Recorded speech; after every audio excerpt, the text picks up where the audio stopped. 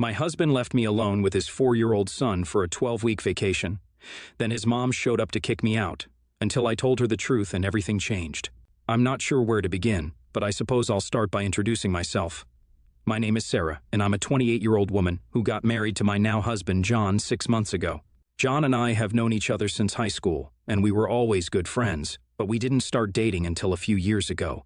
We actually reconnected at our high school reunion 2 years ago that we both attended and started talking at. I found out that he was a single dad with a 2-year-old son. Apparently, his kid's bio mom didn't want to be in their life, and so he was raising the kid by himself. I just melted when I heard that. We started talking over Facebook after that and discovered that we only lived around 40 minutes away from each other. After that, we started going out sometimes and soon started dating.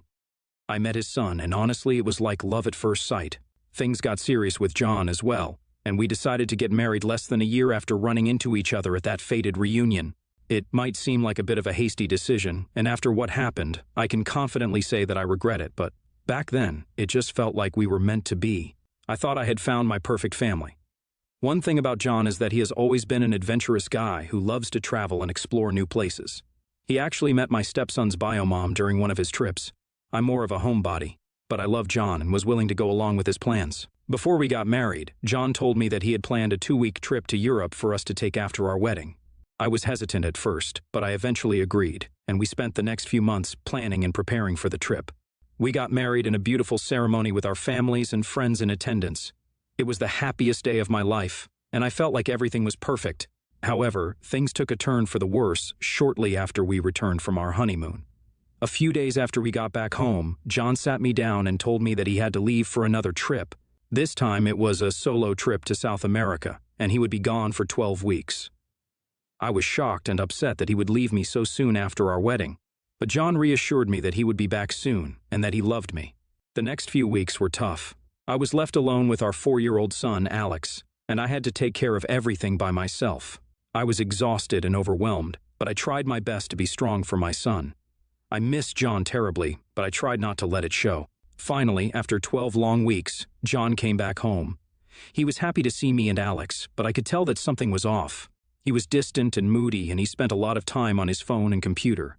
I tried to talk to him about it, but he always brushed me off and told me that everything was fine. I tried to believe him, but couldn't shake that feeling that something was wrong. One day, out of the blue, I woke up to an empty bed with a note from John saying that he needed to leave and I shouldn't try to reach out to him. My first reaction was to run to Alex's room.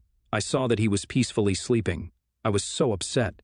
A million thoughts were running around in my head. He just left us again. Where was he now? I tried reaching out to him, but he had blocked me everywhere. I couldn't even call him. I was absolutely devastated. A week after John left, his mother showed up at our door. I was surprised to see her, but I welcomed her inside. She seemed nice initially, but as soon as we sat down to talk, she started berating me and accusing me of ruining John's life. According to her, I was a terrible wife who didn't support John's dreams and ambitions. She said that I was holding him back and that he would be better off without me. I was shocked and hurt by her words, and I tried to defend myself, but she wouldn't listen. Then she dropped the bombshell. John had told her that he was planning to leave me and that he wanted a divorce.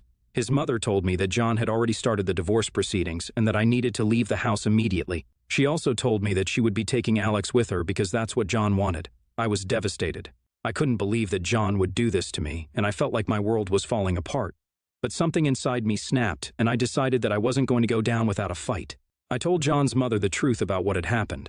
I told her about the 12-week trip that John had planned, and how he had left me along with Alex to go on a solo trip to South America. I told her about how he had been distant and moody since he came back and had left without notice, and I didn't even know where he was. She wouldn't believe me at first, but I showed him all the texts I had sent John while he was in South America. She went through everything and finally believed me. To say she was shocked would be an understatement. She was completely horrified. She apologized to me repeatedly for being nasty to me and said that if she had any idea what was going on, she would have helped me. She then told me that she would make John pay for his actions and cut him off from the family money completely by leaving everything to Alex in the trust fund until he turns 21. She asked if I needed to take care of Alex till we reach a solution regarding John, but I'm honestly happy to have him and see him as my son. She did offer to help financially, which I was glad to accept. Kids are expensive. The whole thing happened yesterday, and I haven't had any contact with John since then. I honestly don't know how he'll react. I've been thinking about our marriage as well, and I don't know if I still want to be married to him. Update 1. I was really not expecting the overwhelming amount of support and encouragement that I've received from the Reddit community. So many people shared their stories and offered advice, and it really helped me to feel less alone during this difficult time. I'm so grateful for all the kind words and messages. It has given me the strength to keep fighting for Alex and myself. To clarify some things, John does have a job of his own. He's a freelance writer and writes about his travels mostly. Honestly, he's pretty good, but it's not his job that pays for his lifestyle, it's his family's money. John's family has been in print media for generations. His grandfather founded the newspaper that is still quite popular, and they also have a publishing house of their own. His mom handles all the business since his dad passed away years ago when we were in college. My mother-in-law has cut him off financially and canceled all his credit cards. He hasn't reached out to me yet, but I'm sure he'll do so in no time. Alex keeps asking where Dad is, and every time I look at him, my heart just breaks. I'm just really glad to have my mother-in-law by my side. Update 2. Guess who finally showed up? My husband was absolutely furious when he realized his credit card was canceled. He was in Alaska, apparently, and had to ask a friend for money to fly back home. After coming back, he decided to visit my mother-in-law instead of seeing me and Alex, and she told him that she knows everything and that he wouldn't get a penny from her anymore. You can imagine how angry he was. He showed up at our place completely red with anger. We had a huge fight, and he told me I was ruining his life by feeding lies to his mom. I didn't back down either and told him if he doesn't leave, I'd call the cops. He left fuming, telling me that he'll make sure I pay for what I've done.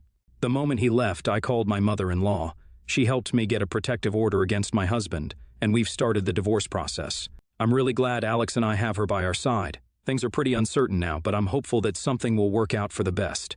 Again, thanks for all your kind words. I truly appreciate them. Update 3. Wow, it has been nearly 6 months since my last update. I'm sorry for not updating you guys earlier, but so many things have been happening that this completely slipped my mind. After a lot of legal battles and negotiations, I'm happy to say that I am now divorced from John. Many people ask me if I would try to get custody of Alex during the divorce, but honestly, that would get extremely complicated legally as he is the only biological parent, and we've barely been married for a year. Although, I do have some good news for you guys. John's mother has been a tremendous help throughout the process, and she holds sole custody of Alex as his biological grandmother. Her excellent lawyers prove that John wasn't a reliable parent because he had left Alex in my care multiple times and he didn't have a stable source of income. It was a very complicated and exhausting trial, but John's mother won in the end. She's still incredibly nice to me and tells me that I can see Alex anytime I want. Poor baby doesn't understand what's happening, but he's adjusting well to living with his grandma, and I see him practically every other day. I really couldn't have done any of this without her. John has been ordered to pay alimony and is not allowed to contact me or Alex unless it's through our lawyer. It has been a long and difficult road, but I'm relieved to finally have some closure and to be able to move on with my life. Your ex-husband is a deadbeat, and I'm really glad the kid is not under his care anymore. I'm pretty sure he only married you so that he has someone to care for his son 24/7 in the first place. You're quite lucky to have your mother-in-law by your side. Some people don't deserve to be parents. You have handled this situation quite well. OP, I honestly don't know what I would have done in your situation. I'm glad Alex is in a safe home now, and that you've managed to get rid of your pathetic husband as well. Good luck in the future. Next story. I, 25 female, I'm not currently dating anybody. However, my brother, Steve, 25 male, is marrying his girlfriend, Natalie, 26 female. Of 4 years later in the fall. When Steve and I were 8, our parents, now 59 male and 56 female, divorced. Our parents had 50-50 custody, though I was always closer to our mother and Steve to our father. Our mother had saved her wedding dress made by her grandmother for Steve and I to each use on our wedding day, with the clause that we would return it in good condition for her to keep and hand down as she saw fit. Natalie knows about this agreement and has said that she would rather buy her own dress. We're all fine with that, but found it weird when 2 weeks ago, Steve asked if he could have the dress. My mother asked why Natalie would want it, and Steve clarified that she didn't want it, but he wanted to keep it in his closet leading up to the wedding so that he could feel like he was part of the tradition. My mother gave him the dress. About a week ago, I saw the dress for sale on Facebook. I was enraged and betrayed that they would sell a tradition without consulting any of us. I used my friend's account to buy the dress back.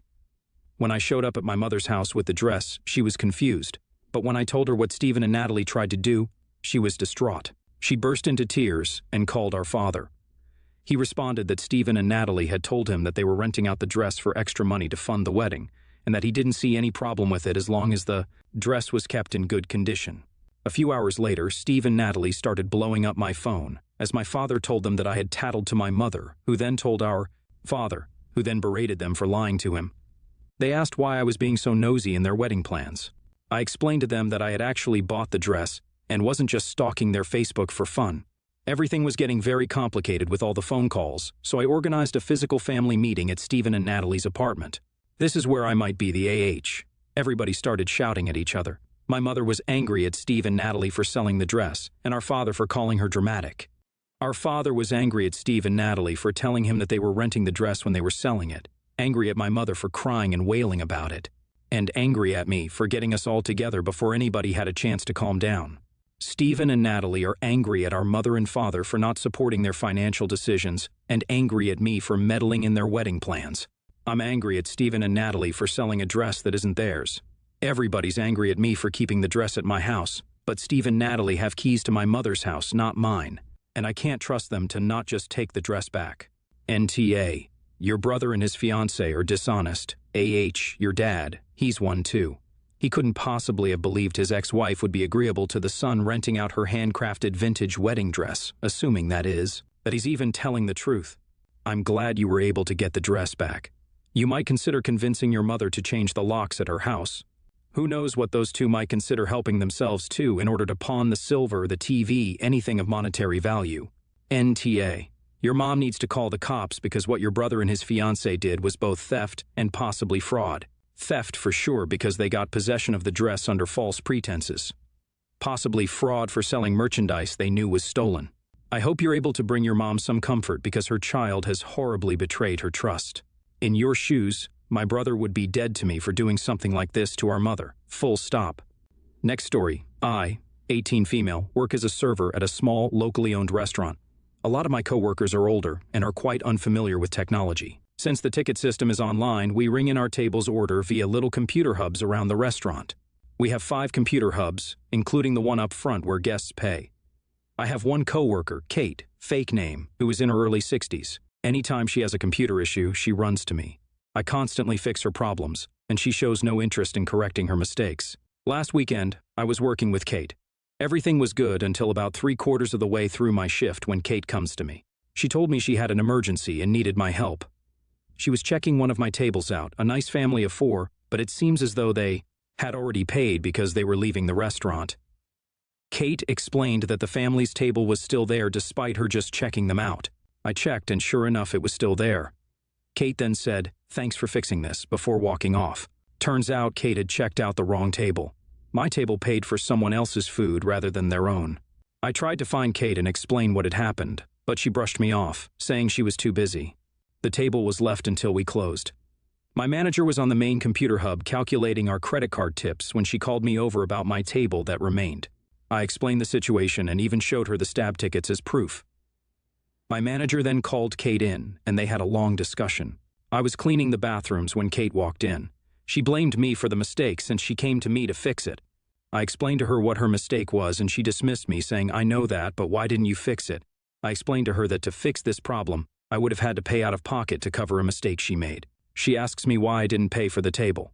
I asked her why couldn't she pay for the table herself. She said it was only fair that I paid because it was my table.